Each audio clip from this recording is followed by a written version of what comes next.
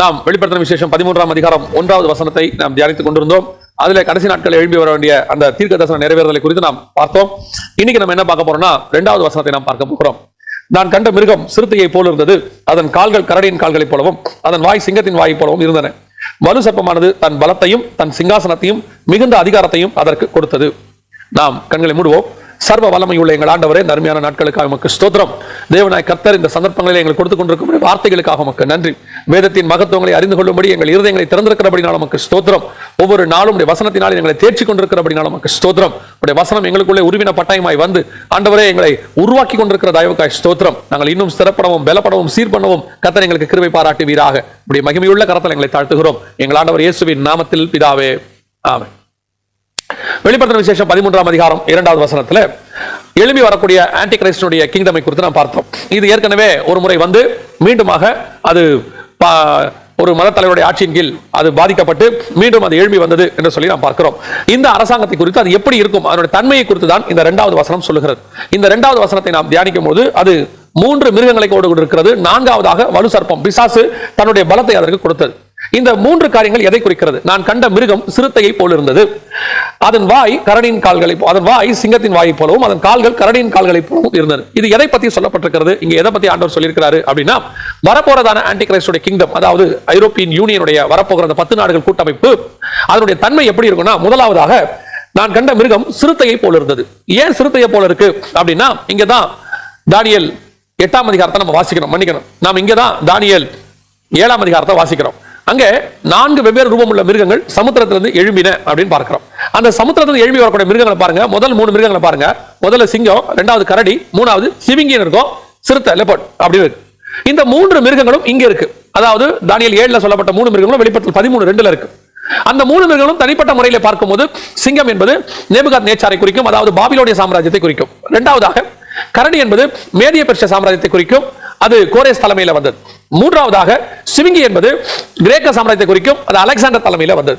இந்த 3 சாம்ராஜ்யங்களும் தானியேல் காலத்துல, அதாவது தானியேல் காலத்துல பாபிலோன் இருந்தது, மேதிய பெர்ஷியா வந்தது, அவருக்கு பிறகு கிரேக்க சாம்ராஜ்யம் வரப்போகிறது என்று 10ஆம் அதிகாரத்திலே தூதன் அவரிடத்தில் சொல்லுகிறார். சோ இந்த 3 சாம்ராஜ்யங்கள் அங்கே வந்தது. இது முடிந்துவிட்ட சாம்ராஜ்யங்கள். ஆனால் இந்த இடத்துல வரப்போகிற அந்த மிருகத்தை குறித்து, வரப்போகிற அந்த சாம்ராஜ்யத்தை குறித்து வேதம் என்ன சொல்கிறது என்று சொன்னால், முதலாவதாக அதனுடைய அமைப்பு, வரப்போகிற கிங்டம் எப்படி இருக்கிறது என்று சொன்னால், சிறுத்தையை போல இருந்தது அப்படின்னு இருக்கு. இந்த சிறுத்தையை போல இருந்தது அப்படின்னா என்ன அர்த்தம்னா, நாம தானியேல்ல வாசித்தபடி சிறுத்தை என்பது கிரேக்க தேசத்தினுடைய சாம்ராஜ்யம். இந்த கிரேக்க சாம்ராஜ்யத்தை போல இருந்தது அப்படின்னு இருக்கு. கிரேக்க சாம்ராஜ்யத்துக்கும் இதுக்கும் என்ன சம்பந்தம்? அந்த கிரேக்க சாம்ராஜ்யம் வெளிப்படுத்தின விசேஷத்தில் சொல்லப்பட்டிருக்கிற சிறுத்தைக்கும் அந்த 7ஆம் அதிகாரம் தானியேல்ல உள்ள சிறுத்தைக்கும் என்ன சம்பந்தம் அப்படின்னு கேட்டீங்கன்னா, கிரேக்க சாம்ராஜ்யத்தை நாம் குறித்து பார்க்கும்போது அலெக்சாண்டர் தலைமையில் ஸ்தாபிக்கப்பட்டது. ஆனால் சிறுத்தையினுடைய ஸ்பெஷாலிட்டி என்ன? நாம் உலக பிரகாரமா பார்த்தோம்னா சிறுத்தையினுடைய ஸ்பெஷாலிட்டி என்னன்னா ஸ்பீட், வேகம். நம்ம எல்லாருக்கும் அறிந்திருக்கிறோம், இருக்கிறதே வேகமானது யாருன்னு கேட்டா சிறுத்தையினுடைய வேகம். இந்த அலெக்சாண்டருடைய சாம்ராஜ்யத்தை குறித்து நீங்கள் பார்க்கும்போது கிமு 333 கிமு 323 ஏறக்குறைய ஒரு 11 ஆண்டுகளுக்குள்ளாக 70% உலகத்தை அவர் பிடித்தார் என்று சொல்லி பார்க்கிறோம். இதே அலெக்சாண்டரை குறித்து 8ஆம் அதிகாரத்திலையும் கொம்புகள், அதாவது ஆட்டுக்கடாவை குறித்து சொல்லப்படுகிறது 3ஆம் வசனத்திலிருந்து. அதுல நீங்க 21வது வசனத்தை 8ஆம் அதிகாரம் 21ல வாசிச்சீங்கன்னா வெள்ளாட்டுக்கடா என்று சொல்லப்பட்டிருக்கிறது. அதன் கண்களுக்கு நடுவே விசேஷித்த கொம்பு இருந்தது. அந்த வெள்ளாட்டுக்கடா கிரேக்க சாம்ராஜ்யம் என்றும் அந்த விசேஷித்த கொம்பு அதன் முதலாம் ராஜா என்றும் சொல்லப்படுகிறது.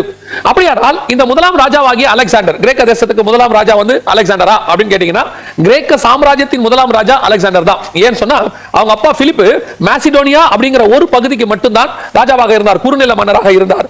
மற்றபடி கிரேக்க சாம்ராஜ்யம் அப்படின்னு ஒன்று உருவானது எங்கன்னா அலெக்சாண்டர் தான் உருவானது, அவர் தான் அதை ஸ்தாபித்தார். அப்ப நல்லா கவனிச்சீங்கன்னு சொன்னா இந்த 8ஆம் அதிகாரத்துல அலெக்சாண்டர் தான் கிரேக்க தேசத்தினுடைய முதலாம் ராஜா. அது பலத்த கொம்பு. அந்த இடத்துல நீங்க வாசிக்கும் போது 7வது வசனம் 8வது வசனத்தில் நீங்கள் வாசிக்கும் போது அது நடுவே, கண்களுக்கு நடுவே ஒரு விசேஷித்த கொம்பு இருந்ததாக சொல்லப்பட்டிருக்கிறது. அந்த கொம்பு தான் அலெக்சாண்டர். இந்த அலெக்சாண்டரை குறித்து சொல்லும் போது இன்னொரு வசனத்தையும் ஆண்டவர் தெளிவாய் சொல்கிறார். 4வது வசனத்துல அந்த ஆட்டுக்கடா மேற்கும் வடக்கும் தெற்கும் பாய்கிறதை கண்டேன். அதற்கு முன்பாக ஒரு மிருகம் நிற்கக்கூடாது இருந்தது. அதன் கைக்கு தப்புவிப்பார் ஒருவரும் இல்லை. அது தன் இஷ்டப்படியே செய்து வல்லமை கொண்டிருக்கு.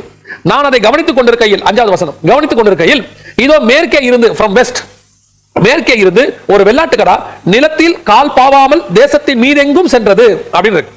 அதன் கண்களுக்கு நடுவே விசேஷித்த கொம்பு இருந்தது. இந்த வெள்ளாட்டுக்கடா யாருன்னா அலெக்சாண்டர் சொல்லி இந்த 21ஆம் வசனத்தில் நமக்கு இருக்கு. அதுல ஒரு விசேஷம் என்னன்னா, ஃப்ரம் வெஸ்ட், அதாவது எருசலேமுக்கு வெஸ்ட்ல இருந்து, மேற்கத்திய நாடுகள், வெஸ்டர்ன் கண்ட்ரில ஒண்ணுதான் ஐரோப்பால இருக்கக்கூடிய கிரேக்க தேசம். அங்கிருந்து அவன் புறப்பட்டான், மாசிடோனியால இருந்து. அப்படி புறப்பட்டு வரும்போது அவனை குறித்து வேதம் சொல்லுது, தரையில் கால் பாவாமல் அப்படின்னா என்ன அர்த்தம்னா ஒரே ஸ்டெச் ஒரே ஜம்ப் அப்படின்னு இருக்கு. அலெக்சாண்டரோட ஹிஸ்டரி எடுத்து படிச்சு பாருங்க. அவர் 22 வயசுல புறப்படுறாரு, 33 வயசுல இறந்து போறாரு. ஆனால் அவர் மேசிடோனியா வந்து புறப்படும் போது என்ன சொல்லிட்டு புறப்பட்டார்னா, நான் முழு உலகத்தையும் பிடித்து விட்டு மேசிடோனியாவுக்கு திரும்புவேன் என்று சொன்னார். அப்படி புறப்பட்டவர் அப்படியே இந்தியா எல்லாம் பிடிச்சிட்டு திருப்பி வர வழியில ஒரே ஸ்டெச் திரும்பி வர வழியில பாபிலோனியால அவர் இறந்து போனார், நோய்வாய்ப்பட்டு இறந்து போனார் என்று அவருடைய சரித்திர குறிப்பு சொல்லுகிறார். அப்படியானால் இந்த இடத்துல சொல்லப்படுகிறது துல்லியமாய் அவனை குறித்து அந்த விசேஷித்த கொம்பு முறிந்து விழுந்தது. இப்ப அந்த அலெக்சாண்டருடைய தீர்க்க தரிசனம் தான் இங்க 7ஆம் அதிகாரத்தில் சிறுத்தையாக சொல்லப்படுகிறது. சிறுத்தை அட்ட ஸ்டெச் அப்படி பாயும் போது ஃபாஸ்டா பாயும். 11 ஆண்டுகளுக்குள்ளாக 33 வயதிலேயே 70% உலகத்தை தன் கண்ட்ரோலுக்கு கீழே அவர் கொண்டு வந்தார். இதுதான் அங்கே சொல்லப்பட்டிருக்கிறது. வெள்ளாட்டுக்கடா சிறுத்தை ரெண்டும் அலெக்சாண்டர் குறித்து. அப்போ வரப்போகிற ஆன்டி கிரைஸ்டுடைய சாம்ராஜ்யத்தை குறித்து வேதம் சொல்கிறது. அது எப்படி இருக்குமா? சிறுத்தையை போல இருக்குமா, அதாவது கிரேக்க சாம்ராஜ்யத்தை போல இருக்குமா. கிரேக்க சாம்ராஜ்யத்தினுடைய விசேஷம் என்ன? ஃபர்ஸ்ட் நம்ம பார்த்தோம். இப்ப வரப்போற ஆன்டி கிரைஸ்ட் உலகத்தை எப்படி பிடிக்க போறானா 13ஆம் அதிகாரம் 5வது வசனத்துல வேதம் சொல்லுகிறது, பெருமையானவைகளையும் தூஷணங்களையும் பேசுமாய் அதற்கு கொடுக்கப்பட்டது, அல்லாமலும் 42 மாதம் யுத்தம் பண்ண அதற்கு அதிகாரம் கொடுக்கப்பட்டது. இந்த 42 மாதத்துல அவன் என்ன செய்யறானா, 7வது வசனம், பரிசுத்தவானோட யுத்தம் பண்ணி அவர்களை ஜெயிக்க முடியாது அதற்கு அதிகாரம் கொடுக்கப்பட்டதும் அல்லாமல் ஒவ்வொரு கோத்திரத்தின் மேலும் பாஷைக்காரர் மேலும் ஜாதிகள் மேலும் அதற்கு அதிகாரம் கொடுக்கப்பட்டது. அப்படின்னா என்ன அர்த்தம்? 42 மாசத்துல முழு உலகத்தையும் தன் கண்ட்ரோலுக்கு கீழே கொண்டு வந்துடுறான். அப்படின்னா என்ன அர்த்தம்? வரப்போற ஆன்டி கிரைஸ்டோட கிங்டம் 3.5 இயர்ஸ்ல மொத்த உலகத்தையும் தன் கண்ட்ரோல் கீழே கொண்டு வரும். அப்பனா எவ்வளவு ஃபாஸ்ட் பாருங்க. இப்போ நேபுகாத்நேச்சார் பிடிச்சதுக்கும் அலெக்சாண்டர் பிடிச்சதுக்கும் நிறைய வித்தியாசம் இருக்கு. Nebuchadnezzar slow, Alexander fast. கிட்டத்தட்ட 11 வருஷம். இப்போ அலெக்சாண்டரை விட ஃபாஸ்ட் 3.5 வருஷம். 3.5 வருஷத்தில் அவர் உலகத்தை பிடிக்க போகிறான். இன்னைக்கு இருக்கிற நிலைமையில 3.5 வருஷத்துல உலகத்தை பிடிக்கிறது ரொம்ப ஈஸி. எப்படி? By technology. நம்ம எல்லாருக்கும் தெரியும், வைஃபை, இன்டர்நெட், சேட்டலைட் எல்லாமே. நாங்க இதை தான் ரொம்ப நாளா சொல்லிக்கிட்டே இருக்கிறோம். Very soon. இப்போ காலையில நீங்க நேத்து பார்த்த ஃபைனல் கால்ல கூட இதை பத்தி அந்த லாஸ்ட் அப்டேட்ல கூட டுடே ஸ்பெஷல்ல கூட நீங்க அந்த விஷயத்தை பார்த்திருக்கலாம். சடனாக பூமி திரும்பிருச்சு. சடனா பூமி வேறொரு முகத்துக்கு வந்துருச்சு. இந்த சடன் சேஞ்ச புரிஞ்சுக்க முடியாம நிறைய பேர் தடுமாற ஆரம்பிச்சிருக்காங்க. இது ஏன் இப்படி நடக்குது? திடீரென்று ஆண்டவர் சடுதியாய் ஆண்டவர் செய்வார் இருக்குல்ல, அந்த சடுதியானதுக்கு உலகம் வந்துருச்சு. இப்போ நம்ம நேத்து பார்த்த அந்த எண்ட் டைம் அப்டேட்ஸ் படி இப்போ உலகத்துல அத்தனை பேருக்கும் வேக்சின் போடணும்னு சொல்றாங்க. எப்படி முதலாம் உலக யுத்தம் முடிஞ்ச உடனே நமக்கு லெஃப்ட் ஹேண்ட்ல வேக்சின் போட்டாங்களோ அதே மாதிரி இப்போ ஒரு உலக யுத்தமோ அல்லது இப்போ இந்த கொரோனா வைரஸோட முடிவாகவோ அல்லது இதுக்கு நம்ம கீழ்ப்படியலன்னு வச்சுக்கோங்க. ஒருவேளை இப்போ நான் சொல்றது ஒரு உதாரணம் வச்சுக்கோங்க. பல நாடுகள் ஒரு சுயமா மெடிசன் தயாரிக்குது. எல்லாரும் கியூபா அவங்க மெடிசன் ரெடி பண்ணிக்கிட்டாங்க. அந்த மெடிசனை இத்தாலிக்கு கொடுக்குறாங்க. இப்போ இந்தியால ஒரு மெடிசன் ரெடி ஆகுது. அவங்க வந்து சொல்லிட்டு இருக்காங்க. ஆஸ்திரேலியா ஒரு மெடிசன் ரெடி பண்ணிருக்கு. இது இல்லாம இப்போ இந்தியால நம்ம தமிழ்நாட்டில் வந்து நம்மளுடைய மரபு வழி மருந்துகள் செய்யறோம். கேரளாவில் அவங்க ஒரு ஆயுர்வேதா செய்யறாங்க அப்படின்னு சொல்றாங்க. இப்படி நிறைய மெடிசன்ஸ் நம்ம செஞ்சுட்டு இருக்கிறோம். எப்படியோ கியூர் ஆயிருச்சு. இப்போ அவங்களுடைய திட்டம் இங்க செயல்படல. அப்போ இதுக்கு ஹிண்ட் கொடுத்து வச்சிட்டாரு யாரு? பில் கேட்ஸ் ஹிண்ட் கொடுத்து வச்சிருக்காரு. இந்த கொரோனா வைரஸ் மட்டுமல்ல, இதை விட மோசமா நிறைய வைரஸ்கள் வரும் அப்படிங்கிறார். அப்பெல்லாம் நம்ம பாதுகாக்கிறதுக்கு நமக்கு என்ன வேணும்? ஒரு வேக்சின் இப்பவே ரெடி, சிப் ரெடி பண்ணணும்.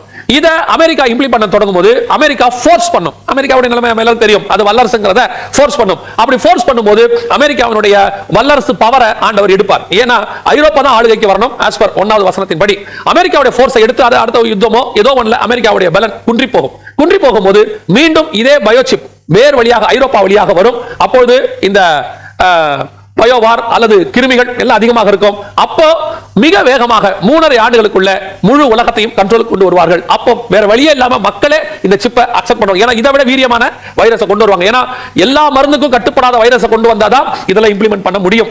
சோ அவர்கள் அதை செய்வதற்கு நிறைய வாய்ப்பு இருக்கு. இதை வந்து நான் சொல்லல, இப்போ அதை தெளிவா சொல்லிடுறேன். நான் சொல்லல, பில் கேட்ஸ் சொன்னாருன்னு சொல்றேன். நிறைய பேர் என்ன சொல்றாங்கன்னா, ஜெகன் பயமுறுத்தி பிரசங்கம் பண்றாரு. பயமுறுத்தி ஏங்க ஒரு விஷயம் வருதுன்னு பில் கேட்ஸ் சொல்றாரு. அப்ப அவர் பயமுறுத்துறாரு ஜனங்களை, காஷன் கொடுக்கிறாரு.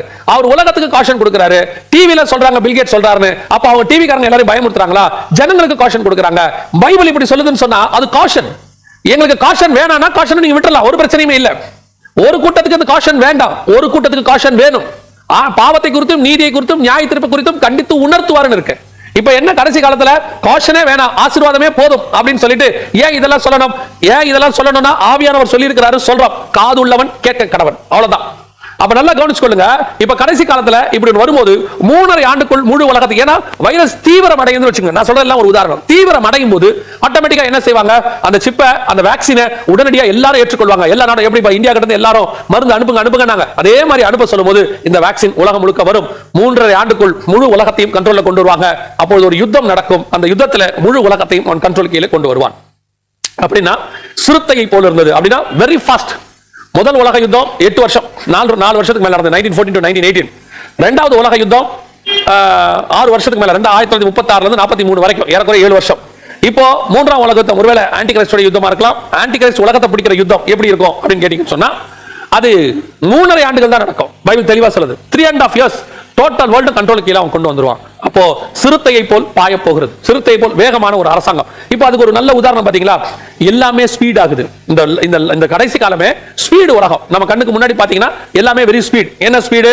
ஒரு நமக்கு தெரிஞ்சது நான் சொல்றேன். ஒரு காலத்துல 5 day மேட்ச் விளையாடினோம் கிரிக்கெட்ல, அப்புறம் 1 day மேட்ச் ஆகி இப்போ 2020. ஏன்னா ஸ்பீட், ஜனங்க அவ்வளவு நேரம் உட்காரத்துக்கு மனநிலை. கம்ப்யூட்டர் எடுத்துக்கொள்ளுங்க, ஒரு காலத்துல 256 kbps ஸ்பீட் தான் இருந்துச்சு, அது அப்படியே சுத்திக்கிட்டே இருந்துச்சு.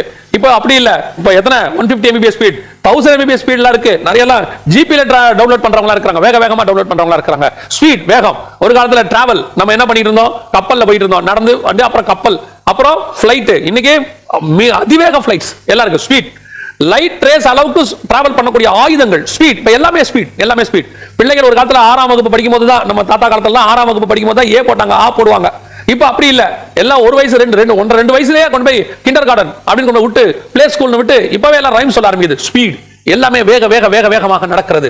அப்போ வேகத்தினுடைய காலகட்டத்துக்கு நம்ம வந்துட்டோம். அந்த வேகத்தின் காலகட்டத்திலே ஒரு வேகமான அரசாங்கம் வந்து ஜனங்களை வேகமாய் பிடிக்க போகிறது. அதான் சிறுத்தையை போல இருந்தது. இரண்டாவது சிறுத்தையோட ஸ்பெஷல், அதாவது அலெக்சாண்டருடைய கிரேக்க சாம்ராஜ்யத்தோட ஸ்பெஷல் என்னன்னு கேட்டீங்கன்னு சொன்னா, இந்த அலெக்சாண்டருடைய சாம்ராஜ்யத்துல வந்தவன் தான் முந்தின ஆன்டி கிரைஸ்ட், அதாவது ஆன்டியோகஸ் ஓர் எபிஃபனஸ். பைபிள்ல 2 ஆன்டி கிரைஸ்ட் இருக்காங்க. அதாவது வெளிப்படுத்தின விசேஷம் 17ஆம் அதிகாரம் 8-9 வசனங்களை நீங்க வாசிக்கும் போது, அந்த நீ கண்ட மிருகம் முன்னே இருந்தது, அது இப்போது இல்லை, அது பாதாளத்திலிருந்து ஏறி வருகிறது. அதாவது வரப்போற ஆன்டி கிரைஸ்ட் குறித்து வேதம் சொல்லுது, அது முன்னே இருந்தது, இப்போது இல்லை, அது பாதாளத்திலிருந்து ஏறி வரப்போகிறது அப்படின்னு இருக்கு. அப்போ முன்னே இருந்ததுன்னா என்ன அர்த்தம்? இந்த ஆன்டி கிரைஸ்ட் முன்னே இருந்தவன் இப்ப திருப்பி வரப்போறான் அப்படின்னா, திரும்பி அவனே வரப்போறது இல்ல, அவனுடைய ஸ்பிரிட் வரப்போகுது. நாங்க அடிக்கடி அதை தான் சொல்லுவோம். இப்போ யோவான் ஸ்நானகன் வந்தாரு, எலியா வருவார்னு இயேசு சொன்னாரு. இயேசு என்ன சொன்னாரு? நீங்கள் ஏற்றுக்கொள்ள மனதா இருந்தால் வருகிறவனாகிய எலியா இவன் தான் சொன்னார். அதோட அர்த்தம் என்ன அப்படின்னு கேட்டீங்கன்னு சொன்னா, யோவான் ஸ்நானகன் வந்தாரு, எலியாவின் ஸ்பிரிட்டோட வந்தாரு. அதே மாதிரி தான் இப்ப வரப்போற இந்த சாம்ராஜ்யம் எப்படி இருக்க போகுது? ஆன்டியோகஸ் ஓர் எபிஃபனஸ் அந்த ஸ்பிரிட்டோட தான் வரப்போற ஆன்டி கிரைஸ்ட் இருக்க போறான். அப்ப அந்த ஆன்டியோகஸ் ஓர் எபிஃபனஸ் அப்படிங்கிறவன் என்னென்னலாம் செஞ்சானோ அதெல்லாம் இப்ப வரப்போறவனும் செய்ய போறான். ஏன்? எலியா செஞ்சதெல்லாம் யோவான் செஞ்சாரு. எலியா வனாந்தரத்தில் இருந்தார், யோவான் ஸ்நானகன் வனாந்தரத்தில் இருந்தார். எலியா ஒட்டகமயிர் ஆடை தரித்தார், யோவான் ஸ்நானகன் ஒட்டகமயிர் ஆடை தரித்தார். எலியா ஆகாபோடு எதிர்த்து நின்றார், யோவான் ஸ்நானகன் ஏரோதோடு எதிர்த்து நின்றார். அங்க ஏசபேல் எலியாவின் தலையை வாங்கணும்னு சொன்னாரு, இங்க ஏரோதியால் யோவான் ஸ்நானகன் தலையை வாங்கணும்னு சொன்னா. எல்லாம் சேம் டிட்டோவாக இருக்கும். அப்போ வசனம் சொன்னபடி இப்போ நீ கண்ட மிருகம் முன்னே இருந்தது, ஆன்டி கிரைஸ்டோட ஸ்பிரிட் முன்னாடியே இருந்துச்சு. முன்னாடி இருந்த அந்த ஸ்பிரிட் இப்ப வரப்போகுது. அந்த ஸ்பிரிட் யாருன்னு பாத்தீங்கன்னு சொன்னா, இதுக்கு வசனம் இருக்கு. பழைய ஏற்பாட்டுல தானியேல் புத்தகத்துல வசனம் இருக்கு. இப்போ நீங்க வாசிக்கும் போது 7ஆம் அதிகாரத்துல, நீங்க தானியேல் புத்தகம் 7ஆம் அதிகாரத்துல நீங்க வாசிக்கும் போது 7வது வசனத்திலையும் 8வது வசனத்திலையும் ஒரு சின்ன கொம்பு, 10 கொம்புகள் நடுவில் இருந்து ஒரு சின்னதான ஒரு கொம்பு புறப்பட்டது. 8வது வசனத்துல அந்த கொம்புகளை நான் கவனித்திருக்கையில், இதோ அவைகளுக்கு இடையே வேறொரு சின்ன கொம்பு எழும்பிற்று அப்படின்னு இருக்கு. இது 10 கொம்புகள் நடுவில் இருந்து இப்ப நமக்கு வரப்போற ஆன்டி கிரைஸ்ட பத்தி அங்கே சொல்லப்பட்டிருக்கு. 8ஆம் அதிகாரம் வெளிப்படுத்தின விசேஷத்துல, மன்னிக்கணும், 8ஆம் அதிகாரம் தானியேல் புத்தகத்துல நீங்க வாசிக்கும் போது 9வது வசனத்துல 4 கொம்புகள், அவைகளில் ஒன்றிலிருந்து சின்னதான ஒரு கொம்பு புறப்பட்டு, இங்க 4 கொம்புக்கு நடுவில் இருந்து ஒரு சின்ன கொம்பு இருக்கு. அப்ப நல்லா கவனிச்சுக்கொள்ளுங்க, வரப்போறது 10 கொம்புகள் நடுவில் இருந்து ஆன்டி கிரைஸ்ட பத்தி இருக்கு. ஏற்கனவே வந்தவன் யாரு? 4 கொம்புகள் நடுவில் இருந்து ஒரு சின்ன கொம்பு. இது யாருன்னு கேட்டீங்கன்னா, அலெக்சாண்டருடைய கிரேக்க சாம்ராஜ்யத்தில் வந்ததான ஆன்டி கிரைஸ்ட். இப்ப வசனம் சொல்லுது, வரப்போற சாம்ராஜ்யம் சிறுத்தையை போல் இருந்தது. அப்படின்னா என்ன? அலெக்சாண்டருடைய சாம்ராஜ்யத்துல, கிரேக்க சாம்ராஜ்யத்துல வந்த அந்த அரசாங்கத்தை போல வரப்போற ஆன்டி கிரைஸ்டுடைய அரசாங்கம் இருக்க போது. அதுல 2வது பாயிண்ட் என்னன்னா, அவன் எப்படி ஆன்டி கிரைஸ்டுடைய வேலையை செய்தானோ அதை அப்படியே வரப்போற ஆன்டி கிரைஸ்ட் செய்ய போறான். அவன் முன்னாடி செஞ்சு வச்சுட்டான். என்ன செஞ்சான் அப்படின்னு நீங்க சொல்லி பாத்தீங்கன்னு சொன்னா, அவன் பண்ண யுத்தங்கள் எல்லாரையும் பிடிச்சது எல்லாம் 11ஆம் அதிகாரம் தானியேல்ல இருக்கு. அதுல ஒரு வசனம் சொல்லுது, அவன் என்ன செய்வான்னு 11:31 அவன், தானியேல் 11:31, அவன் அரணான கோட்டைகளை, அரணான பட்டணங்களை பிடித்து அன்றாட பலியை நீக்கி பாழாக்கும் அருவருப்பை அங்கே வைப்பான். அரணான பரிசுத்த ஸ்தலத்தை பரிசுத்த குலைச்சலாக்கி அன்றாட பலியை நீக்கி பாழாக்கும் அருவருப்பை அங்கே வைப்பான். அப்போ வரப்போற ஆன்டி கிரைஸ்ட் என்ன செய்வாங்கிறது அங்கே நமக்கு துல்லியமா தெரிஞ்சு போச்சு. என்ன செய்ய போறான்? அரணான பரிசுத்த ஸ்தலத்தை பரிசுத்த குலைச்சலாக்கி. அப்ப என்ன அர்த்தம்? வரப்போற ஆன்டி கிரைஸ்ட் எருசலேம் நகரத்தை பரிசுத்த குலைச்சலாக்க போகிறான். என்ன பரிசுத்த குலைச்சலாக்க போறான் அப்படின்னு கேட்டா, நம்ம எல்லாருக்கும் தெரியும், ஆன்டியோகஸ் ஓர் எபிஃபனஸ் கிமு 168 என்ன பண்ணாருன்னா, கொண்டு போய் பன்றியை பலியிட்டார். எருசலேமுடைய அந்த தேவாலயத்தினுடைய பலிபீடத்தின் மேல பன்றியை பலியிட்டார். நோவா காலத்திலிருந்து கர்த்தர் சொல்லக்கூடிய ஒரு விஷயம் என்னன்னா, சுத்தமான மிருகங்களில் நீ பலி கொடுக்கணும்னு சொல்றாரு. இந்த அசுத்தமான மிருகமாகிய பன்றியை கொண்டு போய் அவர்கள் பலியிட்டார்கள். இதான் பரிசுத்த ஸ்தலத்தை பரிசுத்த குலைச்சலாக்கி. இப்ப என்ன நடக்க போகுது அப்படின்னு கேட்டீங்கன்னா, இந்த பரிசுத்த ஸ்தலத்தை பரிசுத்த குலைச்சலாக்கி, ஒருவேளை இது அப்படியே கூட நடக்கும். எப்படி நடக்கும் அப்படின்னு கேட்டீங்கன்னு சொன்னா, பாலாக்கும் அருவருப்பை குறித்து தானியேல் தீர்க்கதரிசி சொல்லி இருக்கிறானே, வாசிக்கிறவன் சிந்திக்க கடவன்னு மத்திய 24:12 முதல் 15 வசனத்துல இயேசு கிறிஸ்து சொல்றாரு. அப்ப இந்த பாலாக்கும் அருவருப்பு பரிசுத்த ஸ்தலத்துல வந்து நிக்கும். இப்ப அவன் எப்படி பன்றியை பலியிட்டானோ அதே மாதிரி இவங்க பன்றியை பலியிடுவாங்களா? மேபி. ஏன்னா இப்ப எருசலேம் தேவாலயம் கட்ட போறதுக்கான காலகட்டம் வந்துருச்சு. பலிபீடம் ரெடி பண்ண போறாங்க. அப்படி ரெடி பண்ணும்போது இவர்கள் ஆன்டி கிரைஸ்டை தங்கள் மேசியாவாக நினைத்து கூட்டிட்டு வருவாங்க. அதுக்கு நம்ம இன்னொரு செய்தியில அவனை ஏன் அவங்க மேசியாவாக நினைக்கிறாங்கன்றதுக்கான காரண காரியங்களை பார்க்கலாம். அப்படி கூட்டிட்டு வருவாங்க. கூட்டிட்டு வரும்போது அவன் தன் முறைப்படி அங்கே பன்றியை பலியிட செய்யலாம், மேபி. ஆனால் ஆவிக்குரிய விதத்தில் பார்க்கும்போது அங்கே பலி அசுத்தமான பலி நடக்கும். என்ன அசுத்தமான பலி அப்படின்னு கேட்டீங்கன்னு சொன்னா, சுத்தமான பலினா என்ன, அசுத்தமான பலினா என்ன? இப்போ நாம் தேவனாகிய கர்த்தரை ஸ்தோத்திர பலி பண்றோம், தேவனை ஆராதிக்கிறோம், எல்லாம் செய்யறோம். இந்த ஆராதனையில சுத்தமான ஸ்தோத்திரம் இருக்கு, அசுத்தமான ஸ்தோத்திரம் இருக்கு. உன்னோட இருதயத்துல கள்ளம் கபடம் எல்லாத்தையும் வச்சுக்கிட்டு, உன் இருதயத்துல அக்கிரமம் பாவத்தை வச்சுக்கிட்டு, ஊரை ஏமாத்திட்டு, எல்லாத்தையும் செஞ்சுட்டு அங்க வந்து தேவனாகிய கர்த்தாவே நீ பாட்டு பாடினீங்கன்னா அது அசுத்தமான பலி. அவருக்கு தெரியும் எது சுத்தம் எது அசுத்தம், அவருக்கு தெரியும். அதே மாதிரி தான் ரெண்டாவது, தேவனுடைய ஆலயத்துக்குள்ள வந்து எல்லா அருவருப்பான காரியத்தையும் செஞ்சுட்டு அதுக்கப்புறம் தேவனுக்கு காணிக்கை செலுத்துறது, அது ஒரு பலி. காணிக்கை என்பது ஒரு பலி. இப்ப ஆபேல் செலுத்தின காணிக்கை பலியாக எண்ணப்பட்டது, அது ஒரு பலி. அந்த பலியை அசுத்தமான பலி. இப்ப கொண்டு வந்துட்டு வட்டிக்கு பணம் வாங்கிட்டு கொண்டு வந்து நீங்க பலி கொடுக்க காணிக்கை பெட்டியில போடுறீங்க. நிறைய பேர் என்ன நினைக்கிறாங்க, வட்டிக்கு வாங்குறதுல என்ன தப்பு, அநியாய வட்டி தான் தப்பு, நியாய வட்டி தப்பு இல்ல. இப்படி ஒரு குரூப் இருக்கு. அப்ப வட்டிக்கு பணத்தை விட்டு வாங்கி அதை கொண்டு வந்து அதுல வர காசை தசமா காணிக்கை கொண்டு வந்து நீங்க தேவாலயத்துக்குள்ள போட்டீங்கன்னா அது ஒரு அசுத்தமான பலி. அதே மாதிரி தவறான வேலைகள் செய்து, தவறான சம்பாத்தியம் செய்து, அதே மாதிரி அக்கா தங்கச்சியை ஏமாற்றி, அண்ணன் தம்பிகளை ஏமாற்றி நீங்க வழக்கு போட்டு அவருடைய சொத்துன்னு தெரிஞ்சோம் நீ வாங்கி அநியாயம் செஞ்சு அதுல இருந்து ஒரு பணத்தை கொண்டு வந்து நீங்க காணிக்கை பெட்டியில கோட்டா அதுக்கு பேர் அசுத்த பலி. இதுதான் கர்த்தர் அருவருக்கிற பலி. இன்னைக்கு என்ன நடக்குது, ஒரே வாயில ஒரு பக்கம் அசுத்தமான வார்த்தைகளை பேசுறாங்க, சபையில வந்தா பரிசுத்தமானது. அதே வாயில தூஷணம், அதே வாயில துதி. துதியும் தூஷணமும் ஒரே வாயிலிருந்து வரக்கூடாது, ஒரே நீரூற்றிலிருந்து ரெண்டும் வரக்கூடாது. இன்னைக்கு பேதுருடைய வாயிலிருந்து ரெண்டும் வந்துச்சு, தூஷணம் சாபம். இன்னைக்கு ஒரு காரியத்தை யாராவது சொன்னா உடனே தூஷணம், உடனே இவங்க துதிக்கிறவங்களும் இருக்கிறாங்க. இதுதான் அசுத்த துதி. உன் வாயிலிருந்து தூஷணமான வார்த்தைகள் புறப்படாது இருப்பதாக. ஏன்? நீ துதிக்கிற வாயை உடையவன். துதிக்கிற வாயை உடையவர்கள் வாயிலிருந்து தூஷணமான வார்த்தைகள், அநியாயமான வார்த்தைகள், அக்கிரமான வார்த்தைகள் புறப்படக்கூடாது. கர்த்தர் அருவருக்கிறார். இன்னைக்கு என்ன நடக்குது, அவன் கொண்டு வந்து அசுத்த பலிகளை விட்டார். இப்ப ஒருவேளை ஆன்டி கிரைஸ்ட் வரும்போது அவன் வந்துட்டு ரோம் நகரத்துல இருந்து வருவான்.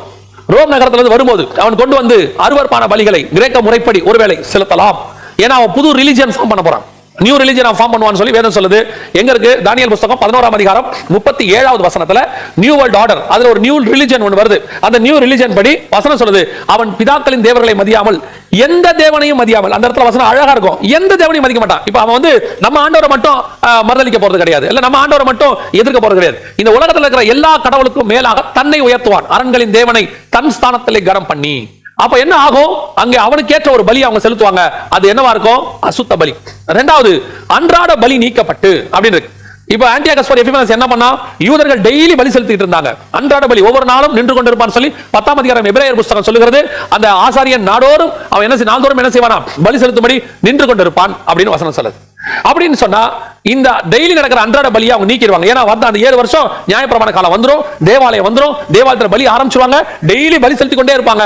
அவன் வந்து அந்த பலியை நிறுத்திடுவான், நிறுத்திட்டு ஒரு நாள் பலிக்கு அவன் கொண்டு வருவான். ஏன்? ஒரு நாள் தேவனை ஆராதிக்கிறது தான் அவன் சொல்ற மெத்தட். அதைத்தான் நாங்களும் சொல்றோம். ஒரு நாள் தேவனை ஆராதிப்பது தேவன் சொன்னது அல்ல, அது நியாயப்பிரமாணம், முடிஞ்சு போச்சு. டெய்லி தேவனை ஆராதிக்கணும், 6 நாளும் 7 நாளும் தேவனை ஆராதிக்கணும். இப்ப சபை மூடி இருக்கு, 7 நாள் நீங்கள் தேவனை ஆராதிக்கணும், ஒவ்வொரு நாளும் தேவனை ஆராதிக்கணும். தேவனுக்கு என்று ஒரு மணி நேரமாவது டெய்லி வீடுகளில் குடும்பமாக நீங்கள் கொடுக்க வேண்டும். டெய்லி உங்க வீட்டில் 2 ஜெபம் இருக்கணும். ஒன்று உங்க குடும்ப ஜெபம், குடும்பமா சேர்ந்து உட்கார்ந்து தேவனை ஆராதிச்சு வேதத்தை தியானிச்சு ஒரு 1 hour ஒப்படைக்கணும். இன்னொன்று ஒவ்வொருத்தருக்கும் தனி ஜெபம், தனிப்பட்ட முறையில் தேவனோடு கூட. இந்த 2 ஜெபமும் டெய்லி வீட்டில் இருக்கணும். அதிகாலையில தனி ஜெபம் இருக்கணும், மத்தியானமோ மாலை வேளையிலோ நேரம் கிடைக்கும் போது குடும்ப ஜெபம் இருக்கணும் கண்டிப்பாக. இப்ப என்ன ஆகும், 7 நாளும் ஒருவேளை சீக்கிரத்துல இந்த காரியங்கள்லாம் முடிஞ்சு சபை திறக்கும் பட்சத்துல சபை ஒரு நாள் ஆராதனை நடத்தும். நீங்கள் 6 நாள் வீட்டில் தேவனை ஆராதிக்கணும். அந்த ஆராதனை நிக்க கூடாது, உங்களுக்கும் தேவனுக்குமான உறவு நிக்கவே கூடாது. 7 நாளும் கர்த்தரை ஆராதிக்கணும். அதுதான் கிருபையின் பிரமாணம், அதுதான் மெல்கிசேதேக்கின் முறைமை. இந்த முறைமையில தான் இருக்கணும். ஒரு நாள் பலி செலுத்துவது நியாயப்பிரமாணம். அப்ப என்ன ஆக போது, அவன் வந்து அந்த ஒரு நாள் நியாயப்பிரமாண முறைப்படி ஒரு நாள் டேட்டை மாற்றுவான். டேட்டை மாத்தி ஒரு நாள் பலி கொண்டு வருவான். கொண்டு வருவது மாத்திரமல்ல, அந்த ஓய்வு நாள், யூதருடைய ஓய்வு நாளை மாற்றுவான். இப்ப ஓய்வு நாள் கிடையாது, இப்ப எல்லா நாளும் தேவனை ஆராதிக்கலாம். ஏன்னா இது கிருபையின் பிரமாண காலம். கிருபையின் பிரமாண காலத்துல ஓய்வு நாள் என்பது எல்லா நாளும் தேவனை ஆராதிக்கலாம். அன்னைக்கு நியாயப்பிரமாண காலம் வரும்போது யூதர்கள் சனிக்கிழமை ஆராதிக்க தொடங்குவார்கள். இன்னைக்கு கொஞ்சம் பேர் அதை வச்சுக்கிட்டு என்ன சொல்றாங்கன்னா, சனிக்கிழமை தேவனை ஆராதிக்கணும், மத்த நாள்ல தேவனை ஆராய்ச்சா நரகத்துக்கு போயிருவாங்க அப்படின்னு சொல்றாங்க. புதிய ஏற்பாட்டில் ஓய்வு நாள் பிரமாணமே கிடையாது. எந்த இடத்துல சொல்லப்படவே இல்லை ஓய்வு நாள்ல நீங்க வந்து சனிக்கிழமை தான் ஆராதிக்கணும்னு. 14 நாள் பவுல் வந்து கடல்ல இருக்கிறாரு. அவர் எந்த ஓய்வு நாளா ஆசாரிச்சிருப்பார் சொல்லுங்க? அவரை விட நியாயப்பிரமாணத்தை பர்ஃபெக்ட்டா ஃபாலோ பண்ணவங்க யாராவது இருக்காங்களா? அவரே சொல்றாரு நியாயப்பிரமாணத்தின்படி எனக்கு குற்றம் சாட்ட முடியாதுங்கிறார். அவர் வந்து சொல்றாரு 14 நாள் நான் கடல்ல இருந்தேன். அந்த 14 நாள்ல எங்க போய் அவர் வந்து பிரயாணம் பண்ணாம இருக்க முடியும்? இல்ல அவர் எந்த ஓய்வு நாள் ஆசரிக்க முடியும்? அது இயேசு கிறிஸ்துவின் மரணத்தோடு கூட உயிர்த்தெழுதலோடு கூட முடிவுக்கு வந்து விட்டது. திருப்பி அந்த 7 வருஷம் வரும்போது தான் ஓய்வு நாள் வரும். அதைத்தான் இயேசு சொன்னாரு, நீங்கள் ஓடி போடுவது ஓய்வு நாளிலாவது மாறி காலத்திலாவது இல்லாதபடிக்கு பாதுகாத்துக்கொள்ள. ஏன்னா யூதர்கள் வந்து அந்த ஓய்வு நாள் தூரம் ஒன்று கொஞ்சம் வச்சிருப்பா, அந்த அதை தாண்டி அவங்க போக மாட்டாங்க. அப்படி இருக்கும்போது அந்த பிரமாணத்தை அவன் மாத்த போகிறான். அன்றாட பலி நீக்கி ஓய்வு நாள் காரியங்கள் எல்லாத்தையும். அதுதான் வசனம் சொல்லுது. தானியேல் 7:25 வசனம் என்ன சொல்லுதுன்னா, அவன் காலங்களையும் நியமங்களையும் மாற்றுவான் அப்படின்னு இருக்கு. அப்ப அந்த என்ன நியமத்தை மாத்த போறான்? காலங்களை மாத்த போறான். அந்த ஓய்வு நாள் யூதர்களுடைய ஓய்வு நாளை மாத்தி கம்பல்சரி கட்டாயமாக்குவாங்க. இன்னைக்கு பாருங்க, ஓய்வு நாள் நமக்கு நம்ம ஞாயிற்றுக்கிழமை வச்சிருந்தோம், இப்ப ஆராதிக்க முடியல. இப்போ வெள்ளிக்கிழமை வச்சிருந்தாங்க எங்க சவுதி அரேபியா இஸ்லாமிய நாடுகள் எல்லாம், அங்க இருக்கிற கிறிஸ்தவர்கள் வெள்ளிக்கிழமை ஆராய்ச்சிருந்தாங்க. இப்ப அதை ஆராதிக்க முடியல. இப்ப இந்த காலங்கள் நியமங்கள்லாம் மாறுது பாருங்க, கொஞ்சம் கொஞ்சமா மாறுது. ஒரு நாள் திரும்பி வரும், திரும்பி வந்து நம்ம ஆராதிக்க தொடங்குவோம். ஆனால் அப்போ என்ன நடக்கும்? உலகம் முழுக்க வருகைக்கு பின்னாடி, நான் சொல்றேன் வருகைக்கு பின்னாடி உலகம் முழுக்க ஒரு ஒன் வேர்ல்ட் கவர்மெண்ட், ஒரு ஒன் வேர்ல்ட் லா ஒன்று வரும். அந்த லா படி என்ன நடக்கும் அப்படின்னு கேட்டீங்கன்னு சொன்னா, இப்ப இந்த சண்டே வர்ஷிப் நம்ம பண்றோமே, இதுவே ஒரு காலத்துல லாவா போடப்பட்டு வந்ததுதான். அப்படி கொண்டதுனால நம்ம சண்டே வர்ஷிப் குள்ள வந்திருக்கிறோம். ஞாயிற்றுக்கிழமை வச்சிருக்கிறோம். இப்போ லீவ் வந்துட்டு சண்டே உங்களுக்கு லீவ் அப்படின்னு சொன்னதுனால நம்ம சண்டே ஆராதிக்கிறோம். அப்ப வெள்ளிக்கிழமை லீவ் அப்படின்னு இஸ்லாமிய நாடுகள் வளைகுடா நாடுகள் வச்சிருக்கிறதுனால அவங்க வெள்ளிக்கிழமை ஆராதிக்கிறாங்க. அதே மாதிரி தான் உலகம் முழுக்க ஒரு லா ஒன்று வரும். அந்த லால எல்லாரும் அந்த ஆன்டி கிரைஸ்ட் சொல்ற நாளை ஆராதிக்கணும். அது யூதர்களுக்கு பொருந்தாது, அது சனிக்கிழமை இருக்காது, ஒருவேளை அது வேற நாளாக இருக்கும். அப்படி இருக்கும் பட்சத்துல யூதர்களுக்கு உபத்திரவ காலம் தொடங்கும். நல்ல அந்த உண்மையுள்ள யூதர்களுக்கு, கர்த்தருக்கு வைராகியமா இருக்கிற யூதர்களுக்கு உபத்திரவ காலம் தொடங்கும். இது இரண்டாவது. மூணாவது, பாழாக்கும் அருவருப்பை கொண்டு வந்து அங்கே வைப்பார்கள் அப்படின்னு இருக்கு. எங்க நான் சொல்றது எல்லாமே தானியேல் 11:31 இருக்கு. பாழாக்கும் அருவருப்புனா என்ன? ஆன்டியோகஸ் எபிஃபனஸ் என்ன செஞ்சான் அப்படின்னு நீங்க பாத்தீங்கன்னு சொன்னா, அந்த காலகட்டத்தில் 3 காரியங்களை அவன் தேவாலயத்தில் கொண்டு வந்து வைத்தான். உதாரணமாக முதலாவதாக ஜியூஸ் தேவனுடைய சிலையை கொண்டு வந்து அங்க வச்சான் அப்படின்னு சொல்லி நம்ம பாக்குறோம். ஜியூஸ் தேவனுடைய சிலையை அங்க கொண்டு வந்து வச்சான். ரெண்டாவது, ஜியூஸ் தேவன் யாருன்னு கேட்டா கிரேக்க தேசத்தினுடைய மூல கடவுள், மிக முக்கியமான கடவுள் அவர். ரெண்டாவது ஒலிம்பியான் கார்டன் சொல்லுவாங்க. ரெண்டாவது யூபிட்டர் தேவதைக்கு ஒரு சிலையை அங்க கொண்டு வந்து வச்சான். மூன்றாவது தன்னுடைய சிலையை அங்க வச்சான். 3 சிலைகளை அங்க வைத்து ஜனங்கள் வழிபட வேண்டும் என்று சொன்னார். இந்த மாதிரி காரியங்கள் அவன் செய்த அந்த ஜியூஸ் சிலையை கொண்டு வந்து வச்சது, இது எல்லாமே நீங்க எங்க வாசிக்கலாம் அப்படின்னு கேட்டீங்கன்னு சொன்னா, ரோமன் கத்தோலிக்க வேதாகமத்துல தள்ளுபடியாகவும் நம்ம வச்சிருக்கிறோம். அதுல நடுவுல பாத்தீங்கன்னா 1 மக்கபேயர் 2 மக்கபேயர்னு இருக்கும். அந்த 1 மக்கபேயர்ல இத பத்தி நீங்க வாசிக்க முடியும். அதை பத்தி எல்லாம் சரித்திர குறிப்புகளாக கொடுக்கப்பட்டிருக்கு. இன்னும் நீங்க தெரிஞ்சுக்கணும்னா நீங்க இன்டர்நெட்ல போயிட்டு பாத்தீங்கன்னா அங்கேயும் இதை பத்தின ஹிஸ்டரிஸ் கொடுக்கப்பட்டிருக்கு. சோ அவன் கொண்டு வந்து என்ன பண்ணா, பரிசுத்த ஸ்தலத்திற்குள், நல்ல கவனிங்க, தேவனுடைய ஆலயத்துக்குள் என்ன நடந்தது அப்படின்னு கேட்டா, அருவருப்பை கொண்டு வந்து வச்சான். அவன் எதை வச்சா? ஒரு சிலையை கொண்டு வந்து உள்ளே வச்சு எல்லாரும் அதைத்தான் ஆராதிக்க வேண்டும் என்று சொன்னார். கட்டாயமாக்கி ஜனங்களை சிலை வழிபாடுகளுக்குள்ள யூத ஜனங்களை அவன் கொண்டு வந்தான். இது நடந்தது எப்போ அப்படின்னா கிமு 168 இது நடந்ததாக பார்க்கிறோம். அதன்படி இப்போ உபத்திரவ காலத்துல இதே காரியம் திருப்பி நடக்கும் போது நடக்குமா? அதே 13ஆம் அதிகாரம் வெளிப்படுத்தின விசேஷத்துல 15வது வசனத்தை நீங்கள் வாசிக்கும் போது, மேலும் மிருகத்தின் சொரூபம் பேசத்தக்கதாகவும், மிருகத்தின் சொரூபத்தை வணங்காத யாவரையும் கொலை செய்யத்தக்கதாகவும், மிருகத்தின் சொரூபத்திற்கு ஆவியை கொடுக்கும்படி அதற்கு சத்துவம் கொடுக்கப்பட்டது. இவங்களும் ஒரு சிலை செய்யறாங்க. அந்த சிலை உலகம் முழுக்க வரும். இது எப்படிங்க சாத்தியம்? இது நடக்க வாய்ப்பு இருக்கிறதா அப்படின்னு கேட்டீங்கன்னா, உலகம் முழுக்க இப்போ எல்லாத்திலையும் பாத்தீங்கன்னா அவரவர்கள் ரேஞ்சுக்கு அவர்களுக்கு ஒரு மூல கடவுள் இருக்கு. அவங்க அதை வழிபட்டுக்கிட்டு இருக்காங்க. உதாரணமா நீங்க போனீங்கன்னு சொன்னா, ரோமன் கத்தோலிக்க நாடுகள்ல போனீங்கன்னு சொன்னா, இப்ப அங்க அன்னை மரியாளையும் அப்புறம் இயேசு கிறிஸ்துவையும் குழந்தை வடிவத்தில் வச்சு அவங்க ஒரு சிலை வழிபாடு செஞ்சுட்டு இருக்காங்க. இப்போ ஒவ்வொரு நாட்டிலும் ஒரு சிலை வழிபாடு இருக்கு. குறிப்பா நீங்க கம்யூனிஸ்ட் நாடுகளுக்கு போனா கூட, கடவுளே நம்பிக்கை இல்லைங்கிற கம்யூனிஸ்ட் நாடுகள் கூட நான் சொல்றது, அங்க கூட நீங்க போயிட்டீங்கன்னா அவருடைய கம்யூனிஸ்ட் தலைவர்கள் இருக்கிறாங்க. மாசேதுங் இருக்கிறாரு, அப்புறம் வந்துட்டு விளாடிமிர் லெனின் இருக்கிறாரு. இந்த மாதிரி தலைவர்கள் இருக்கிறாங்க. அவர்களுக்கு முன்பாக அவர்கள் தலைவணங்கி நின்று அவர்கள் ஒரு மரியாதை செலுத்துவார்கள். நல்ல கவனிங்க, வணங்குதல்னா மரியாதை செலுத்துதல். இந்த மரியாதை செலுத்துவாங்க. ஒவ்வொரு நாடுகளையும் அந்தந்த குறிப்பிட்ட ஏதோ ஒரு வழிபாடு இருக்கு. இப்ப ஆன்டி கிரைஸ்ட் வந்து என்ன செய்வானா, எல்லா வழிபாடுக்கும் தடை போட்டு அப்படி வருமா? இதை இப்ப நம்ம பாக்குறோம். எல்லா வழிபாடுக்கும் தடை போடல, ஆனா எல்லா வழிபாடும் ஒரு வைரஸால நிறுத்தப்பட்டிருக்கிறது அப்படின்னு சொல்றோம். இப்ப இதே மாதிரி அவன் சட்டப்படி எல்லா வழிபாடையும் நிறுத்துவான் அந்த 7 ஆண்டுல. ஏன்னா அவன் ஒரு வழிபாடை கொண்டு வரான், ஒன் வேர்ல்ட் கவர்மெண்ட். அந்த ஒன் வேர்ல்ட் கவர்மெண்ட்ல ஒன் ரிலிஜியன் வரும். அந்த ஒன் ரிலிஜியன்ல ஒரு மதத்தில் அவன் கடவுளாக இருப்பான். அவனை கடவுளாக வழிபடக்கூடியவர்களை அவன் சிலையை எல்லா இடத்திலும் வைக்கப்படும். நீங்க எல்லா நாட்டுக்கும் போய் பாருங்க, அந்தந்த நாட்டுல அந்தந்த நாட்டு கடவுளுடைய மிக முக்கியமான சிலைகள் அங்கங்க இருக்கும். ஜனங்களுக்கு மரியாதை செலுத்துவாங்க, ஒரு சிலர் அதை வணங்கிட்டு இருப்பாங்க. அதே காரியம் தான் இப்போ நடக்க போகுது. என்னன்னா, ஆன்டி கிரைஸ்டுடைய சிலை உலகம் முழுக்க எல்லா நாட்டிலும் வைக்க முடியும். ஆனா அந்த சிலை கொஞ்சம் வித்தியாசமா இருக்கும். என்ன வித்தியாசமா இருக்கும்? இதுவரைக்கும் உலக நாடுகளில் எல்லா நாடுகளையும் வச்சிருக்கிற சிலைகள் பேசவில்லை. அந்த சிலைகள் சிலைகளாகவே இருக்கிறது. ஆனா வைக்க போற சிலை எப்படி இருக்க போது? டிஜிட்டல் சிலையாக. இந்த டிஜிட்டல் சிலையை தான் நாம இப்ப என்ன செய்ய போறோம்? பாக்குறோம், ரோபோன் பாக்குறோம், ஆர்டிபிஷியல் இன்டெலிஜென்ட் ரோபோன் பாக்குறோம். இது அங்கே வந்து ஒரு சர்வேலன்ஸ் போல நிக்க வைக்கப்பட்டிருக்கும். அந்த சிலை வைக்கப்பட்டிருக்கும். அந்த சிலையை எல்லாரும் வணங்குறாங்களா இல்லையான்னு பாப்பாங்களாமா. ஏன்னா இப்படி ஒரு சாத்தியம் உண்டா? பல காலங்களிலே இது நடைபெற்றிருக்கிறது. உலக வரலாற்றை நீங்கள் வாசிக்கும் போது பல காலங்களிலே இப்படி ஒரு சரித்திரம் நடந்திருக்கிறது. பல சாம்ராஜ்யங்கள், உதாரணமா நமக்கு தெரிஞ்சது எங்க அப்படின்னு நீங்க எடுத்துக்கிட்டீங்கன்னா நேபுகாத்நேச்சார் 3ஆம் அதிகாரம் தானியேல் புத்தகத்துல ஒரு சிலையை செய்து எல்லாரும் வணங்க வேண்டும் என்று சொன்னார். தூரா என்கிற சமபூமியில நிறுத்தினார், எல்லாரும் வணங்கணும்னு சொன்னார். இப்ப அதே காரியம் அடுத்து ரோம சாம்ராஜ்யத்துக்கு வரும்போது என்ன நடந்தது அப்படின்னு கேட்டீங்க சொன்னா, அத்தனை பேரும் ரோம சாம்ராஜ்யத்தில் உள்ள ரோம சீசரை வணங்க வேண்டும் என்று ஒரு உத்தரவு போடப்பட்டு வணங்காதவர்கள் கொலை செய்யப்பட்டார்கள். இன்னும் சொல்ல போனா தீக்கிரையாக்கப்பட்டார்கள். ஹெயில் சீசர்ங்கிற வார்த்தையை கேள்விப்பட்டிருப்பீங்க. சீசருக்கு மரியாதை கொடுக்கிற வார்த்தை. ஒரு பீரியட்ல அந்த ஹெயில் சீசர் எப்படின்னா சீசரை தெய்வமாக ஏற்றுக்கொள்ளுதல். அதுவும் கிறிஸ்தவர்கள் அதிக பாடு அனுபவித்தது அதுதான். டயக்லேஷன் காலத்துல தான் கடவுளாக அவனை வணங்க வேண்டும் என்று உத்தரவு போடப்பட்டு எல்லா இடங்களிலும் அவர்கள் கொலை செய்யப்பட்டார்கள். சோ மனுஷனை தன்னை தேவனாக காட்டிக் கொள்ளுதல், எல்லாரும் அவனை வணங்க வேண்டும் என்கிற ஒரு சுபாவம். இதைத்தான் ஆன்டியோகஸ் எபிஃபனஸ் செஞ்சா, அதைத்தான் வரப்போற ஆன்டி கிரைஸ்ட் செய்ய போகிறான். உலகம் முழுவதும் ஒன் வேர்ல்ட் கவர்மெண்ட், அதுல ஒன் வேர்ல்ட் ரிலிஜன் வரும். அதுல அத்தனை பேரும் அவரை வணங்க வேண்டும் என்று அந்த கடவுள் டிஜிட்டல் கடவுளா இருக்கும். டிஜிட்டல் கடவுள்னா என்ன? பார்க்கும் பேசும். அந்த சிலை மாத்திரம் முழுவதுமாக ரோபோட்டிக்ஸ் ஆக அல்லது ஆர்டிபிஷியல் இன்டெலிஜென்ஸ் ஓடு கூட இருக்கும். அத்தனை பேரும் அது சர்வேலன்ஸ் பண்ணும், பார்க்கும். இன்னும் சொல்ல போனா அது உங்களுடைய, நான் சொல்றது ஒரு உதாரணம், இப்படி நடக்கலாம் மேபி. ஏன்னா இப்ப இருக்கிற டெக்னாலஜி பத்தி சொல்றேன், நாளைக்கு என்ன நடக்கும் நமக்கு தெரியாது. சோ இப்ப இருக்கிற நிலைமையில என்ன நடக்கும்? எல்லா ஆபீஸ்லயும் இப்ப நீங்க போனா ஒரு பஞ்சிங் இருக்கு, கார்டு பஞ்சிங்கோ அல்லது பயோமெட்ரிக் ஐடியோ ஏதோ ஒன்று நீங்க செஞ்சுக்கிட்டே இருக்கீங்க. அத்தனை பேர் செய்றோம். ஏன்னா உள்ள நுழைவதற்காக அது செய்யப்படுகிறது. ஒரு ஐடி கார்டோ ஏதோ ஒன்று சொல்லப்படுகிறது. இப்ப அதற்கு பதிலாக அந்த சிலை அங்க வைக்கப்பட்டிருக்கிற ரோபோ சிலையோ அல்லது அதுல ஆன்டிகிரைஸ்ட் சிலையோ வித் ஆர்டிபிஷியல் இன்டெலிஜென்ஸ் வைக்கும்போது நாம் அத்தனை பேரும் போய் அதற்கு முன்பதாக அது வாய்ஸ் ரெகக்னிஷன் சொல்லுவாங்க, இல்ல ஐரிஸ் மெத்தட்னு சொல்லுவாங்க. நீங்க அதுக்கு முன்னாடி போய் ஹலோ அப்படின்னு சொல்லணும். அப்ப சொன்னா தான் அது வாய்ஸ் ரெகக்னைஸ் பண்ணி உங்களை வெல்கம்னு சொல்லி உள்ள அனுப்பும். இல்லனா சொல்ல முடியாது. இதே வார்த்தை நாளடைவில் சட்டமாக்கப்படும் போது, இதே வார்த்தை சட்டமாக்கப்படும் போது ஹெயில் சீசர்னு சொல்ல வைப்பாங்க. ஹெயில்னு ஒரு வார்த்தையை யூஸ் பண்ண சொல்லுவாங்க. சொல்லாவிட்டால் நீங்கள் உள்ளே போக முடியாது, சொல்லாவிட்டால் வாங்க முடியாது, கடைக்குள்ள போக முடியாது. இதுதான் வெளிப்படுத்தல் 13:17 சொல்லுது. இது இல்லாமல் வாங்கவும் விற்கவும் கூடாதபடிக்கு செய்தது. அதற்கான ஆயத்த பணிகள் எல்லாம் 100% இப்பொழுது நடைபெற்று முடித்து விட்டது. இப்போ அடுத்து வரும்போது அந்த ஆன்டியோகஸ் எபிஃபனஸ் செய்தது இப்போ மாடர்னைஸா இருக்கும். இப்போ அவனே கொண்டு வந்து அன்னைக்கு இருக்கிற மாதிரி ஒரு பெரிய சிலையை தூக்கி வைப்பானா? வைக்கலாம், மேபி அது பழைய காலம். ஆனா இப்போ நம்ம காலத்துல அதே ரிலிஜன் அட்வான்ஸ்டாக டெக்னாலஜிக்கலாக கொண்டு வந்து இப்படி செய்ய போறார்கள். அப்போ நான் கண்ட மிருகம் சிறுத்தையை போல இருந்தது அப்படின்னா என்ன அர்த்தம்? அது கிரேக்க சாம்ராஜ்யத்தினுடைய காரியங்களை முழுவதுமாக செய்யப்பட போகுது. உங்களுக்கு தெரியும் நினைக்கிறேன், இந்த 10 நாடுகள் கூட்டமைப்பு நம்ம பார்த்திருக்கோம், வெஸ்டர்ன் யூரோப்பியன் யூனியன். அதுல ஒரு நாடு கிரீஸ். இப்போ அந்த 10 நாட்டுல ஒண்ணு கிடையாது, இந்த 29 நாட்டுல ஒண்ணு கிரீஸ். இந்த கிரீஸ் நாடு ஒரு சில வருஷங்களுக்கு முன்பாக மிகப்பெரிய திவாலாகி விட்டது, மிகப்பெரிய அளவில் பாதிப்பை சந்திச்சு. அந்த நேரத்தில் இந்த கிரீஸ் நாட்டை யூரோப்பியன் யூனியன் பார்லிமெண்ட் பணம் கொடுத்து திவாலான நாட்டை காப்பாத்தினாங்க. இன்னைக்கு கிரீஸ் நாடு ஓரளவுக்கு இருக்குதுன்னு சொன்னா பணம் கொடுத்து காப்பாற்றப்பட்டது. அப்படின்னா இது இப்ப இங்க இருக்கிறதுக்கு அதுக்கு சம்பந்தம் இல்லை. ஒரு உதாரணம் சொல்றேன். சாவுக்கு எதுவாய் காயம் அடைந்தது, இந்த வசனத்துக்கும் அதுக்கு சம்பந்தம் இல்லை. ஒரு உதாரணத்துக்கு சொல்றேன். அந்த நாடு சாவுக்கு எதுவாய் காயமடைந்தது, ஆனால் சொஸ்தமாக்கப்பட்டது, ஹீல் பண்ணப்பட்டு இப்போ மீண்டும் உயிரோடு. இப்படித்தான் ஒவ்வொரு நாடும் சாவுக்கு எதுவாய் காயமடைந்து வருது. இவங்க எல்லாம் சேர்ந்து உருவாகி ஒரு சாம்ராஜ்யத்தை உருவாக்க போகிறார்கள். கர்த்தர் சொன்னபடியே துல்லியமாக சிறுத்தை கிரேக்க சாம்ராஜ்யம் ஆளுகை செய்ய போகுது. இப்போ அடுத்த 3 வருஷம், முதல் 3 வருஷம் தான் இப்படி நடக்கும். அடுத்த 3 வருஷம் உபத்திரம் ஆரம்பிக்கும். இதை செய்யாதவங்களை அவன் கொடுமைப்படுத்த ஆரம்பிப்பான்.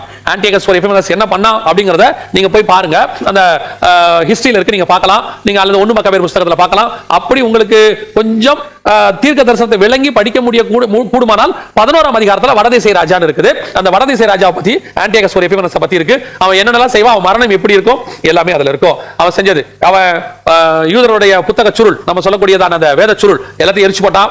அப்புறம் யாரும் படிக்க கூடாதுன்னு சொன்னா உடன்படிக்கையின் தலைவனை கொலை செய்வான். அதாவது பிரதான ஆசாரியனா இருந்த ஒருத்தரை கொலை செஞ்சுட்டு அவனுக்கு சாதகமான பிரதான ஆசாரியன் ஒருத்தரை கொண்டு நிறுத்தினான். ஜனங்களை அவன் மிக கொடுமையாக நடத்தினான்.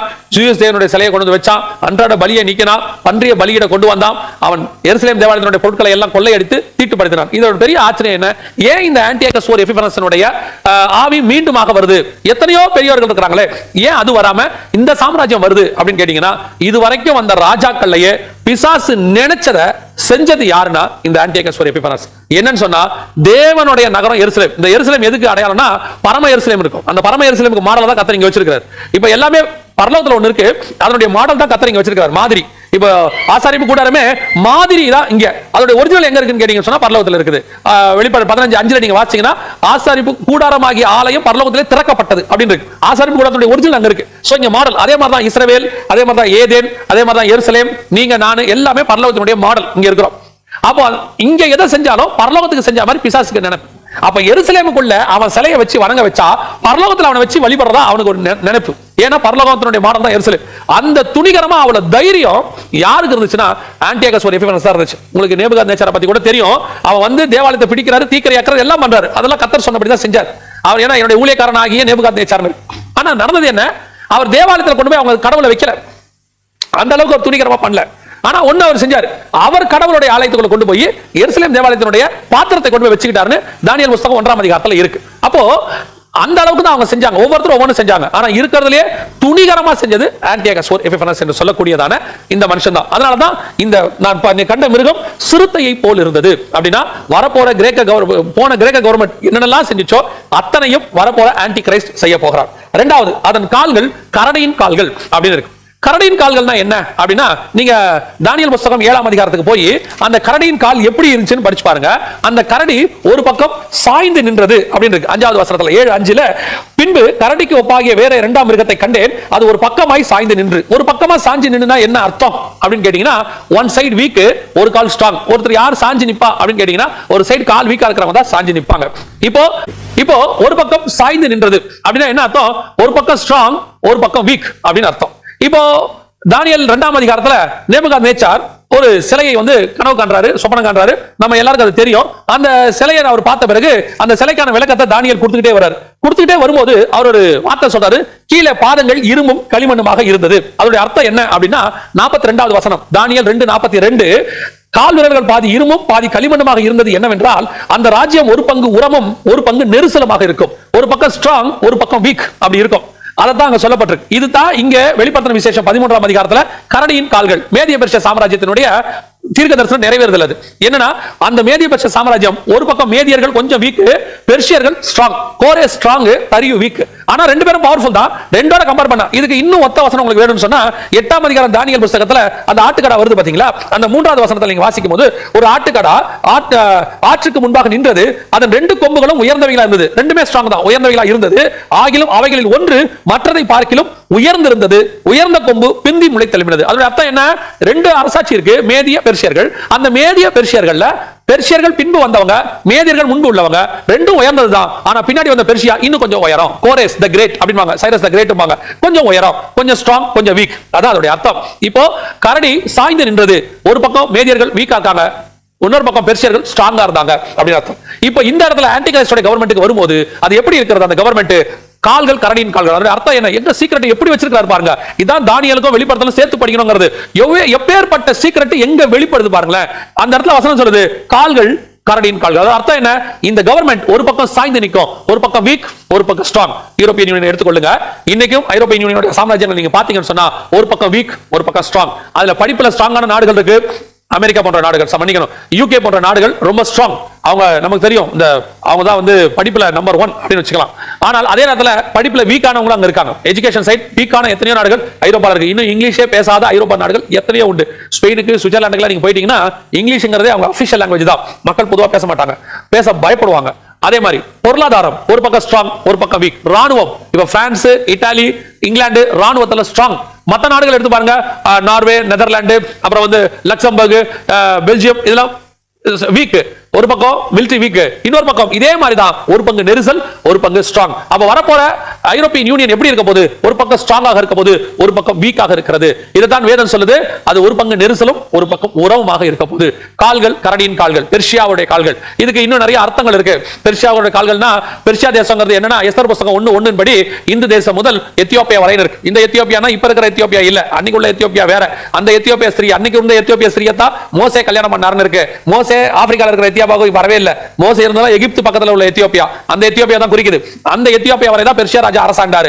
அந்த ராஜாவுடைய அரசாட்சி தான், பெர்ஷியா தான் வரப்போற ஆன்டி கிரைஸ்ட் கவர்மெண்ட்டுக்கு பேஸாக தாங்கி பிடிக்க போதாம். அதை நம்ம வாசிக்கிறோம் வெளிப்படுத்தின விசேஷத்துல 16ஆம் அதிகாரம் 12, 13 வசனங்களை வாசிக்கும் போது, அவன் கலசத்தில் உள்ளதை ஊற்றினான். அப்பொழுது சூரியன் உதிக்கும் திசையிலிருந்து வரும் ராஜாக்களுக்கு வழியை ஆயத்தம் பண்ணும்படி ஐப்ராத் எனும் நதி வற்றி போயிற்று. அதோட அர்த்தம் என்னன்னா, ஈஸ்டர்ன் கிங்ஸ், ஈஸ்டர்ன் சைடுல எருசலேமுக்கு புள்ளி வச்சு ஈஸ்டர்ன் சைடு நீங்க கோடு போட்டீங்கன்னா இருக்கிறது பெர்ஷியா. பெர்ஷியாங்கிறது ஈரான். அன்னைக்கு உள்ள ஈரான் எங்க வரைக்கும்? from India to Ethiopia இருக்கு.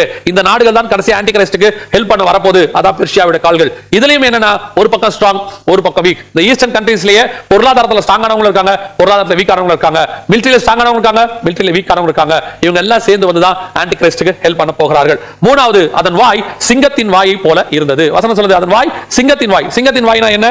5வது வசனம் சொல்லுது, பெருமையானவைகளை பேசும். நீங்க தானியேல் புத்தகத்துல வாசிக்கும் போது 7ஆம் அதிகாரத்துல வாய் சிங்கத்தின் வாய்னா நேபுகாத்நேச்சார், அதாவது பாபிலோனிய வாய். பாபிலோனிய வாய் என்ன வாய்? பெருமையானவைகளை பேசும் வாய். இப்போ வரப்போற ஆன்டி கிரைஸ்ட் என்ன செய்ய போறானா, பெருமையானவைகளை பேச போறானா. தானியேல் புத்தகம் சொல்லுகிறது அவன் எப்படி பெருமையா பேசுவான் அப்படின்னு சொன்னா, தானியேல் புத்தகம் 7ஆம் அதிகாரத்துல அதன் வாயை குறித்து சொல்லப்பட்டிருக்கிறது. 11வது வசனம் சொல்லுகிறது, அப்பொழுது நான் பார்த்தேன், நான் பார்த்துக் கொண்டிருக்கையில் அந்த கொம்பு பெருமையான பேச்சுகளை பேசின நிமித்தம் அந்த மிருகம் கொலை செய்யப்பட்டது. இப்ப என்ன சொல்லுது, இது பெருமையானவைகளை பேசிச்சான். எப்படி பேசிச்சு? அந்த 7வது வசனத்துல இருக்குது. 8வது வசனத்துல அந்த கொம்பிலே மனுஷ கண்களுக்கு ஒப்பான கண்களும் பெருமையானவைகளை பேசும் வாயும் அதுக்கு இருந்துச்சு. அதாவது தேவனுக்கு விரோதமாக பேசுகிறதான வாய், பெருமையானவைகளை பேசும் வாய். ஏற்கனவே இந்த பெருமையா பேசுறத பத்தி நம்ம நிறைய பார்த்திருக்கிறோம். கர்த்தருக்கு பிடிக்காத ஒரு விஷயம் பெருமையா பேசுறது. இந்த பெருமையானவைகளை எப்படி பேசுவானா, தேவனுக்கு ஈக்குவலா தன்னை பேசுவானா. தானியேல் 11:37 அதை வாசிக்கிறோம். 2 தெசலோனிக்கேயர் 2:4 அதை வாசிக்கிறோம். அவன் எப்படி பேசுவானா, தேவனுக்கு ஈக்குவலாக, கடைசி காலத்துல தேவனுக்கு ஈக்குவலா பேசக்கூடிய பெருமையானவைகளை பேசும் வாய். அப்ப ஆன்டி கிரைஸ்டோட கவர்மெண்ட் எப்படி இருக்க போகுது? ஒன்று, பார்ப்பதற்கு சிறுத்தையை போல இருக்க போகுது. சிறுத்தை போனா ஃபாஸ்டா உலகத்தை பிடிக்க போகுது. சிலைகளை கொண்டு வந்து எல்லா இடத்துலயும் நிறுவி எல்லாரும் வணங்க வேண்டும் என்று சொல்ல போகுது. இரண்டாவது, கால்கள் கரடியின் கால்கள். இந்த சாம்ராஜ்யம் எப்படி இருக்க போகுது? ஒரு பக்கம் ஸ்ட்ராங்காகவும் ஒரு பங்கு நெரிசலாகவும் இருக்க போகுது. அதாவது பொருளாதாரத்துல, படிப்புல, எல்லாத்திலையும் ஒரு பக்கம் ஸ்ட்ராங், ஒரு பக்கம் ராணுவம், எல்லாத்திலையும் ஒரு பக்கம் ஸ்ட்ராங், ஒரு பக்கம் வீக். மூன்றாவதாக வசனம் சொல்லுது பெருமையானவைகளை பேசும் வாய். இந்த பெருமையான பேசும் வாயை பத்தி நிறைய நம்ம ஏற்கனவே பேசிட்டோம் இதே பைபிள் ஸ்டடியில. அதனால அதை பத்தி நான் ரொம்ப எக்ஸ்பிளைன் பண்ணல. பாபிலோனிய வாய், நான் கட்டிய மகா பாபிலோன். அவர் சொன்னார் இல்லையா, பெருமையான பேசும்போது இவன் அதே மாதிரி சொல்ல போறான், இது ஏன் சாம்ராஜ்யம், நான் தான் உங்க கடவுள், நான் சொல்றதை நீங்க எல்லாம் கேட்கணும் அப்படின்னு சொல்லி அவன் சொல்ல போறான். சரி, இப்ப கடைசியா அந்த வசனத்தினுடைய கடைசி வரியை நம்ம பார்த்து முடிக்க போறோம். வலு சர்ப்பமானது தன் பலத்தையும் தன் சிங்காசனத்தையும் மிகுந்த அதிகாரத்தையும் அதற்கு கொடுத்தது. வலு சர்ப்பம் யாரு? வெளிப்பாடு 20:2 சொல்லுது, பிசாஸ் என்றும் சாத்தான் என்றும் சொல்லப்பட்ட பழைய பாம்பாகிய வலு சர்ப்பம். அப்போ பிசாசு தன்னுடைய பவர், அதாவது தன் பலம், அடுத்து தன்னுடைய சிங்காசனம், தன்னுடைய த்ரோன், மூணாவது மிகுந்த அதிகாரம், அத்தாரிட்டி, எல்லாத்தையும் ஆன்டி கிரைஸ்ட் கவர்மெண்ட்டுக்கு கொடுக்குறான். இப்ப யோசிச்சு பாருங்க, நீங்க ஆரம்பத்துல இருந்து வாசிச்சீங்கன்னா எல்லார்கிட்டையும் வாங்குவான். பிசாசை பத்தி சொல்லுது, அவன் கொள்ளையடிக்க தான் வரான், அவன் வாங்க தான் வருவான். ஆதாம் கிட்ட இருந்து வாங்கினான். இப்போ பெர்ஷியாதிபதிக்குள்ள அவன் புகுந்து கொண்டான், கிரேக்காதிபதி தேசத்துக்குள்ள அவன் புகுந்து கொண்டான், தீரு ராஜாக்குள்ள அவன் புகுந்துகிட்டான். எல்லார்கிட்டையும் அவன் வாங்குறவன், கொள்ளையடிக்கிறவன். ஆனா ஒரே ஒரு இடத்துல, 2 இடத்துல இருக்கு. 4ஆம் அதிகாரம் மத்தேயுல இயேசுவை பார்த்து தருவேன்னு சொன்னான். ஆனா அதுக்கு ஒரு காரியம் சொன்னான். என்ன சொன்னா? என்னை தாழ விழுந்து பணிந்து கொண்டால் அவைகளை நான் உனக்கு தருவேன். இந்த இடத்துல அவன் தந்துட்டான். அப்ப அவன் தந்துட்டானா, இந்த ஆன்டி கிரைஸ்டோட கவர்மெண்ட் பிசாசை தாழ விழுந்து பணிந்து கொள்ளுகிற கவர்மெண்டா இருக்கும். இயேசு கிறிஸ்து பார்த்து அவன் என்ன சொல்றான்? என்னை தாழ விழுந்து பணிந்து கொண்டால் இந்த உலகத்தின் ராஜ்யங்களும் அதன் மகிமைகளும் எனக்கு தரப்பட்டிருக்கிறது, அதை நான் உனக்கு தருவேன். இப்போ தன்னுடைய இந்த உலகத்தின் ராஜ்யத்தினுடைய பலம், சிங்காசனம், ராஜ்யபாரம், சிங்காசனம், அதிகாரம், எல்லாத்தையும் பிசாசு. யோசிச்சு பாருங்க, பிசாசு ஒருத்தனை நம்பி அரசாட்சியை கொடுக்கிறானா, அந்த அரசாட்சி எப்படிப்பட்டதாக இருக்கும்? கடைசியா பிசாசு தன்னுடைய அரசாட்சியை ஒருத்தனை நம்பி கொடுக்கிறானா, அந்த கவர்மெண்ட் எப்படிப்பட்ட கவர்மெண்டா இருக்கும்? சட்டன் நம்பக்கூடிய கவர்மெண்ட். அப்படின்னா அவன் சாத்தானை வழிபடக்கூடியவனா? கடைசி காலத்துல பாத்தீங்கன்னா சாட்டானிக் வர்ஷிப் இப்போ வெளிப்படையாக வர தொடங்கிருச்சு. சாத்தான் வழிபாடு. ஒரு காலத்துல சாத்தானை எப்படி கும்பிட்டாங்கன்னா, அவர்களுக்கு தெரிந்த கடவுளுடைய பேரை வச்சுதான் சாத்தானை கும்பிடுவாங்க. நேரடியா சாத்தான்னு சொல்லி கும்பிட மாட்டாங்க. அவங்களுக்கு கிரேக்க கடவுள்கள் வந்து அவங்க கடவுள்கள் பேரை வச்சு கும்பிடுவாங்க. சீன கடவுள்கள் வந்து இப்ப டிராகன் இருக்கும், டிராகன் வச்சு கும்பிடுவாங்க. அவங்க கடவுள் நிறைய இருக்கும், அதை வச்சு கும்பிடுவாங்க. அவங்க கடவுள் பேரை சொல்லி சாத்தானை கும்பிடுவாங்க. சீனா, கிரேக்கா போன்ற நாடுகள் நீங்க பார்க்கலாம். ஆனால் வசனம் சொல்லுது, வலு சர்ப்பத்தை வணங்கினார்கள். அந்த 13ஆம் அதிகாரத்தில் நீங்க வாசிங்கன்னா, அந்த அதன் தலைகளில் ஒன்று சாவுக்கு ஏதுவாய் காயப்பட்டிருக்க கண்டேன். ஆனாலும் சாவுக்கு ஏதுவான அந்த காயம் சொஸ்தமாக்கப்பட்டது. பூமியில் உள்ள ஜனங்கள் யாரும் ஆச்சரியத்தோடு அந்த மிருகத்தை பின்பற்றி, அந்த மிருகத்திற்கு அப்படிப்பட்ட 4வது வசனம், அந்த மிருகத்திற்கு அப்படிப்பட்ட அதிகாரம் கொடுத்த வலு சர்ப்பத்தை வணங்கினார்கள். வலு சர்ப்பத்தையே வணங்குறாங்க, பிசாசை டைரக்டா. இப்போ உங்களுக்கு தெரியுமா, சாட்டானிக் வர்ஷிப் உலகத்தில் இருக்கக்கூடிய மிக முக்கியமான வர்ஷிப்பா மாறிடுச்சு. அமெரிக்கா போன்ற நாடுகள்ல சாட்டானிக் வர்ஷிப்பை ஸ்கூல்ஸ்ல கொண்டாந்துட்டாங்க. சாட்டானிக் படிப்பை ஸ்கூல்ஸ்ல கொண்டாந்தாச்சு. நானே போகும்போது அமெரிக்காவுக்கு ஊழியத்துக்கு போயிருந்த போது ஹூஸ்டன் மாநிலத்தில் சாட்டானிக் வர்ஷிப் உள்ள சென்டருக்கு நாங்க போய் பார்த்தோம். வெளியே இருந்தா பார்த்தோம், உள்ள போல வெளியே இருந்தா பார்த்தோம். நார்வேக்கு போயிருந்த போது சாட்டானிக் வர்ஷிப் சர்ச்சஸ் வெளியரங்கமா இருக்குது. இந்தியால பர்மிஷன் கேட்டிருக்காங்க சாத்தானை வழிபடுறதுக்கு, பர்மிஷன் நேரடியா சபதம். ஆனா இந்தியாக்குள்ள இருக்கு சாட்டானிக் சர்ச்சஸ் இருக்குன்னு சொல்லி பல பேர் சொல்லிட்டு இருக்காங்க. சாத்தானை நேரடியா வழிபடக்கூடியவர்கள். இந்த சாத்தானை வழிபடக்கூடியது இப்போ சாத்தானுடைய சிலையையே நேரடியா ஊர்வலமா கொண்டு வந்ததெல்லாம் இருக்கு. சாத்தானை வழிபடக்கூடியவர்கள், நேரடியாய் வழிபடக்கூடியவர்கள் வந்து விட்டார்கள், சாட்டானிக் வர்ஷிப்பர்ஸ். இப்போ ஆன்டி கிரைஸ்டோட கவர்மெண்ட் எப்படி இருக்குமா? சாட்டானிக் வர்ஷிப்பர்ஸ் கவர்மெண்டாக இருக்குமா? சாத்தானை நேரடியாய் வழிபடக்கூடியவர்கள். அப்ப யோசிச்சு பாருங்க, சாத்தானை இவன் வழிபடனா இவன் யாரா இருப்பான்? இவங்கிட்ட ஒருத்தன் அதிகாரத்தை கொடுக்கறானா, யார்கிட்ட கொடுப்பான் சாத்தான்? இப்ப பாருங்க, பூமியின் ராஜ்யங்களும் எல்லாவற்றையும் பிதா யாருக்கு ஒப்பு கொடுத்தார்? குமாரனுக்கு ஒப்பு கொடுத்தார். எல்லாவற்றையும் அவருக்கு ஒப்பு கொடுத்தார்னு 13ஆம் அதிகாரம் யோவான் எழுதின சுவிசேஷம் 3-4 வசனங்கள் சொல்லுது. பிதா தனக்கு எல்லாவற்றையும் ஒப்பு கொடுத்தார் என்பதை அறிந்து, அப்போ பிதா தன் குமாரனுக்கு கொடுக்கிறாரு. வலு சர்ப்பம் ஆன்டி கிரைஸ்ட் கையில் கொடுக்குது. அப்ப அந்த ஆன்டி கிரைஸ்ட் யாரு? பிசாசோடைய குமாரன். அதனால தான் வசனம் சொல்லுது, கேட்டின் மகன். 2 தெசலோனிக்கேயர் 2ஆம் அதிகாரம் 3ஆம் வசனத்துல அவனை கேட்டின் மகன் சொல்லுது. ஆதியாகமம் 3 நீங்க 15 வாசித்து பாத்தீங்கன்னா, நம்ம பிசாசுக்கும் ஆண்டவருக்கும் சொல்லக்கூடிய தீர்க்கதரிசனம் பத்தி சொல்லும்போது, உன் வித்துக்கும் அவள் வித்துக்கும் பகை உண்டாக்குவேன், அவர் உன் தலையை நசுக்குவார் இருக்கு. சர்பத்தின் வித்து ஸ்திரீயின் வித்து, ஸ்திரீயின் வித்து இயேசு, சர்பத்தின் வித்து ஆன்டி கிரைஸ்ட். அப்ப சர்பத்தின் வித்துனா சர்பத்துடைய பையன். அப்போ இயேசு கிறிஸ்துக்கு ஈக்குவலா நம்பி எல்லா கவர்மெண்ட்டையும் ஆன்டி கிரைஸ்ட் கையில ஒப்படைக்க போறான். அதனாலதான் வரப்போற அரசாங்கத்தை பத்தி சொல்றோம். சாத்தானுடைய அரசாங்கம் நேரடியாய் பூமியில் நடக்க போகுது. சோ அந்த சாத்தானுடைய அரசாங்கத்திற்கு இந்த பூமியை எல்லா பக்கத்திலிருந்தும் எல்லா அரசாங்கங்களும் ஆயத்தப்படுத்திக் கொண்டிருக்கிறது.